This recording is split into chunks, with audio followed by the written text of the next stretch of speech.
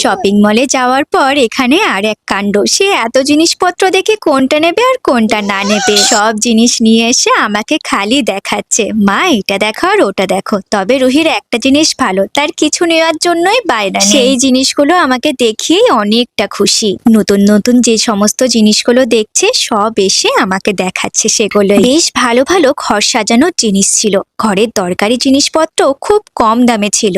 আমরা গেছিলাম স্মার্ট বাজারে। মেয়েদের ঘরে যতই জিনিস থাকুক না কেন, নতুন কোনো ধরনের জিনিস দেখতে পেলেই মনে হয় নিজের ঘরের জন্য কিনে নিয়ে যায়। আমারও সেরকমই অবস্থা ছিল। কত সুন্দর সুন্দর জিনিসগুলো দেখে মনে হচ্ছিল এটা একটা দরকার ছিল। স্টিলের ফ্রাইং প্যান গুলো দেখো কত সুন্দর, ছোট্ট পাড়া, একদম বাচ্চাদের খাবার করার জন্য খুব ভালো। ছোট কড়াইটাও কিন্তু খুব সুন্দর লাগছে। এই পুরো শপিং মলের মধ্যে এই জায়গাটা কিন্তু খুব সুন্দর করে সাজিয়েছে। বাইরেও প্রত্যেকদিন বৃষ্টি হচ্ছে, আর এখানে তো সেরকমই একটা থিম রেখেছিল। রুহি এটা দেখে খুব খুশি হয়েছে। আমাদের শপিং করা এখানে কমপ্লিট। অনেক জিনিস নিয়ে নিয়েছি, নেব না করে বেশ ভালোই শপিং করা হলো।